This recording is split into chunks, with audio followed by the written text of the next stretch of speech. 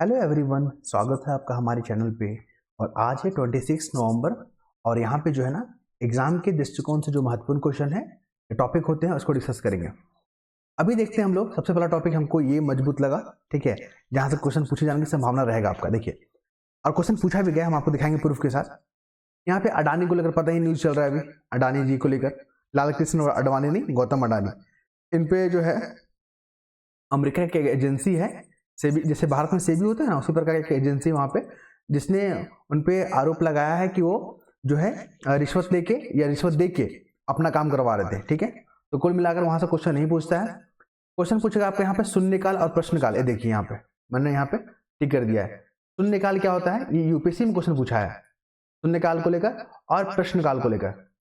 तो प्रश्नकाल को लेकर तो यहाँ पे पूछता है कि जब संसद जो लोकसभा का जो वहाँ पे होता है, लोकसभा और राज्यसभा का वहाँ पे जो सेशन स्टार्ट होता है, तो सबसे पहले कौन सा होता है, प्रश्नकाल होता है या शून्यकाल?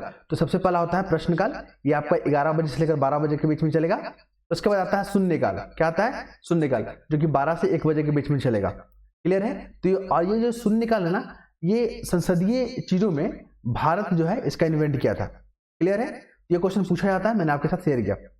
दूसरा देखते हैं यहाँ पे अभी क्या हो रहा है। हमारा जो कॉन्स्टिट्यूशन है, हमारा जो देश है, वो किससे चलता है? संविधान से चलता है ना। चाहे राष्ट्रपति हो, चाहे प्रधानमंत्री हो, चाहे हम और आप आम आदमी हो, सबको जो अधिकार, सबको जो पावर कहाँ से मिला हुआ है? संविधान से मिला हुआ है। ठीक है, संविधान को लेकर क्वेश्चन पूछता है, इस पर डिस्कस करेंगे।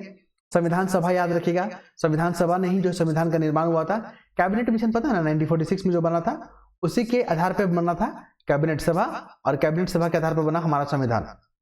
26 नवंबर 1949 याद रखेगा, इस दिन हमारा संविधान बनकर क्या हुआ, रेडी हो गया। और हम लोग आपस में डिसाइड किया, हमारा मतलब संविधान सभा, कि अब इसको अंगीकार कर लेते हैं, अपना लिया गया था 26 नवंबर को। लेकिन लागू कब हुआ था? लागू हुआ था 1950 में, 26, ठीक है, जनवरी 1950 को लागू हुआ था। ये डेट याद रखिएगा। उसके बाद हम लोग बात करेंगे, अभी 75 साल पूरा हो गया। अब यहाँ पे इंडिया को लेकर क्वेश्चन पूछा गया। इंडिया का फुल फॉर्म पूछता है।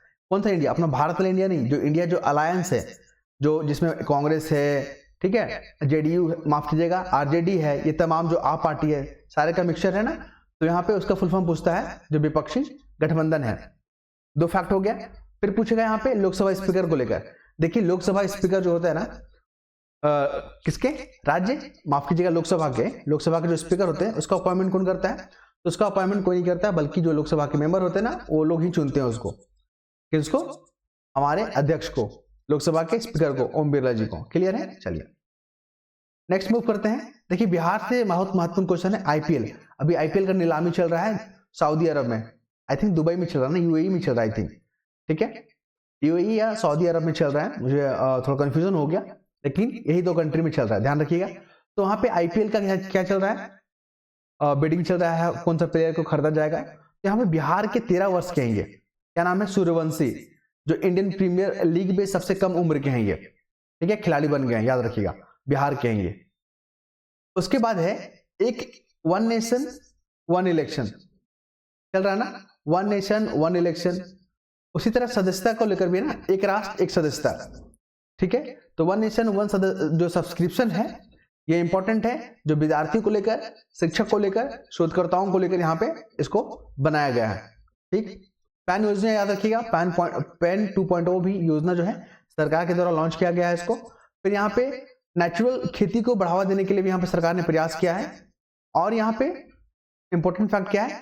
अटल इनोवेशन मिशन, ये जो है नीति आयोग का मिशन है, अटल इनोवेशन मिशन। ये क्वेश्चन पूछा गया आपका, बोलेगा मेंस में पूछता है कि जो सरकार है वो युवाओं के लिए अभी हाल में कौन कौन सा योजना लॉन्च किया है। तो आप यहाँ पे बात कर सकते हैं, वन नेशन वन सब्सक्रिप्शन के बारे में बात कर सकते हैं, पैन 2.0 के बारे में बात कर सकते हैं, अटल इनोवेशन मिशन के बारे में बात कर सकते हैं। ओके, नेक्स्ट मूव करेंगे यहाँ पे खुदरा व्यवसाय।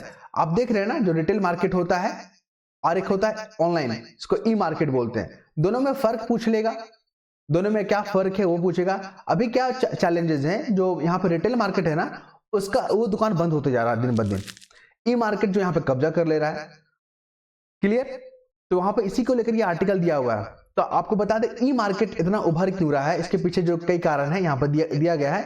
जैसे कि सबसे बड़ा आबादी है, पॉपुलेशन है दुनिया में, उसके बाद क्या है कि जो ग्रामीण जो पॉपुलेशन वो भी जुड़ रहे हैं, वो भी खरीदारी कर रहे हैं। फिर यहाँ पे लोगों का इनकम बढ़ रहा है, ठीक है, शहरीकरण अर्बनाइजेशन बढ़ रहा है यहाँ पे। ये तमाम चीजों के कारण जो ई मार्केट जो है का जो विस्तार होता जा रहा है। अगर हम लोग देखेंगे तो 10,23,525 करोड़ का बिजनेस है अभी वर्तमान में 2026 तक, ठीक है। चलिए नेक्स्ट मूव करेंगे हम लोग यहाँ पे संकट बनाम सुविधा। कुल मिलाकर जो COP29 अभी जो चल रहा है अजरबैजान में, कार्बन उत्सर्जन को लेकर, क्लाइमेट चेंज को लेकर बातचीत चल रहा है। यहाँ पर जो डेवलप कंट्री हैं उनको यहाँ पर फंड और यहाँ पर टेक्नोलॉजी ट्रांसफर करने की बात चल रही है। विकासशील जो देश हैं, जो ग्लोबल साउथ जो कंट्री है, ग्लोबल साउथ कंट्री, ठीक है, जो डेवलपिंग कंट्री है, उनका डिमांड है कि हर साल आप हमको $1300 बिलियन दीजिए, ठीक है, डेवलपिंग कंट्री को। लेकिन ये लोग कितना दे रहे हैं? $300। ये लोग बोले नहीं होगा, खारिज कर दिए, ठीक है, याद रखिएगा ये चीज को। नेक्स्ट मूव करेंगे हम लोग यहाँ पे अभी माइक्रोप्लास्टिक क्या है कि माइक्रोप्लास्टिक जो है ना अब समुद्र में भी देखने को मिल रहा है, आसमान के जो बादल है वहां देखने को मिल रहा है, फूड चेन में देखने को मिल रहा है। तो हमारे क्लाइमेट के लिए, हमारा जो एनवायरमेंट है उसके लिए बहुत नुकसानदायक है। ओके, तो इसी को लेकर ये आर्टिकल दिया हुआ है, इंपॉर्टेंट है, स्टेटमेंट बना के पूछेगा, आप लोग ध्यान रखिएगा। इसके बाद बात करेंगे यहाँ पे अभी अमेरिका में इलेक्शन हुआ, डोनाल्ड ट्रंप जीत गए, तो वहां पे जो रशिया यूक्रेन जो वार है, ठीक है, फिर वेस्टर्न एशिया का जो वहां पे कंडीशन है उसको लेकर यहाँ पे बातचीत चल रहा है। तो यहाँ पे अमेरिका ने जो है ना यूक्रेन को बोल दिया है कि हम आपको लॉन्ग जो मिसाइल होता है, लॉन्ग दूरी तक, जो लंबी दूरी तक मारक क्षमता होता है, वो हम आपको सप्लाई करेंगे और आप जो है रशिया पे आप हमला कर सकते हो। तो रशिया यहाँ पर चुप थोड़ी ना बैठेगा, वो भी अपना न्यूक्लियर पॉलिसी पे क्या हुआ, चेंज किया है। न्यूक्लियर पॉलिसी में चेंज ये किया है कि जो परमाणु संपन्न जो देश है, परमाणु संपन्न जो देश है, वो अगर किसी गैर परमाणु संपन्न देश को सहायता करते हैं तो ये साझा हमला माना जाएगा रशिया पे, ठीक है, ध्यान रखेंगे आप। क्वेश्चन यही पूछेगा कि हाल ही में अपने देश की सुरक्षा के लिए किसने जो है न्यूक्लियर पॉलिसी में चेंजेस किया है, तो आप यहाँ पे रशिया का नाम लेंगे। नेक्स्ट मूव करेंगे यहाँ पे भारत और चाइना रिलेशन को लेकर। अभी देख रहे हैं भारत और चाइना के बीच में रिलेशन जो सुधार देखने को मिल रहा है। तो प्रयास जो है ना मेंस में पूछेगा क्या क्या प्रयास किए जा रहे हैं, तो यहाँ पे आप लिखिएगा कैलाश मानसरोवर को जो यहाँ पे खोल दिया जा रहा है। फिर यहाँ पे नदी जो है, दोनों देश में जो नदी बहता है उससे साझा डाटा हम लोग यहाँ पे शेयर करेंगे। फिर यहाँ पे भारत और चाइना का सीधा उड़ान यहाँ पे देखने को मिलेगा। फिर यहाँ पे कूटनीतिक बातचीत चलेगा, फिर यहाँ पे सैन्य वार्ता चलेगा। तो ये सब तमाम प्रयास किए जा रहे हैं।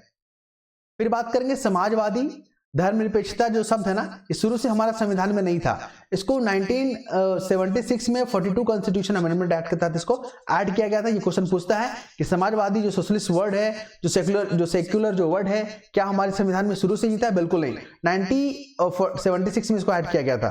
क्लियर है? चलिए, धर्मनिरपेक्षता का मतलब क्या होता है? हमारा देश का कोई भी विशेष धर्म नहीं है, सारे धर्म इक्वल हैं, ये हो गया। समाजवादी का मतलब क्या होता है कि हमारा जो देश है ना वो कैपिटलिस्ट नहीं है, समाजवादी है, मतलब यहाँ पे सारे नागरिकों के अधिकार को संरक्षित किया जाएगा, सरकार कंट्रोल करेगी चीजों को। दो हो गया। अखंडता का मतलब क्या होता है कि हम लोग सारे यूनिटी हैं। ओके, चलिए फिर हम लोग बात करेंगे बौद्धिक संपदा को लेकर। तो यहाँ पे बौद्धिक संपदा को लेकर जो कुछ समझौता याद रखिएगा, बोलेगा स्टार्सबर्ग जो समझौता है वो पेटेंट से जुड़ा हुआ है। फिर यहाँ पे हेग जो समझौता है वो भी पेटेंट से जुड़ा हुआ है। ये इंपॉर्टेंट फैक्ट, ठीक है, यूपीएससी में बहुत टारगेट करेगा ये सब क्वेश्चन पूछने का। फिर बात करेंगे टू स्टेट सॉल्यूशन क्या है। टू स्टेट सॉल्यूशन क्या है? देखिए, टू स्टेट सॉल्यूशन या समाधान जो है ना, ये जो फिलिस्तीन और इजराइल के बीच में जो हमला चल रहा था, युद्ध चल रहा था ना, उसके सॉल्यूशन पे बात करता है। और भारत इस टू स्टेट सॉल्यूशन के पक्षधार है, मतलब इसको समर्थन करता है भारत। उसके बाद हम लोग बात करेंगे चीन। देखिए, अभी जो नेपाल के जो प्रधानमंत्री वो जाएंगे चीन के दौरा करने पे, तो इन्होंने स्पष्ट किया कि हम जो है ना कोई भी ऋण पे हस्ताक्षर नहीं करेंगे।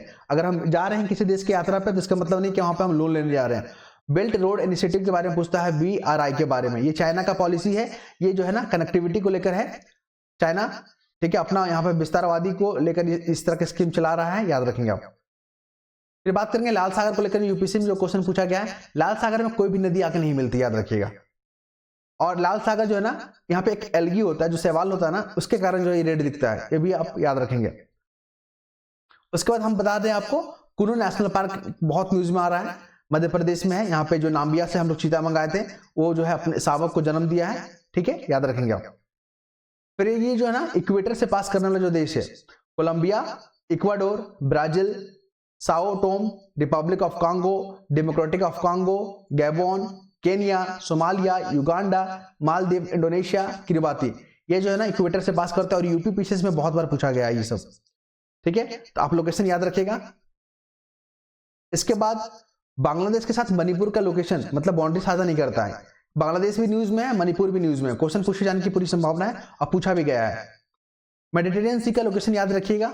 ओके, गाजा स्ट्रिप देख लीजिएगा यहाँ पे, फिर यहाँ पे डेड सी को देख लीजिएगा और यहाँ पे लेबनान को देख लीजिएगा यहाँ पे। ओके, चलिए, तो ये जो था हमारा पीडीएफ को डिस्कस कर दिया गया है। आई होप आप लोगों को पसंद आया होगा और अगर आप चाहते हैं इसे जुड़ने तो लिंक जो है आपको हमारे कमेंट बॉक्स में अवेलेबल होगा, आप वहां से जुड़ सकते हैं। नेक्स्ट वीडियो में मिलेंगे, धन्यवाद।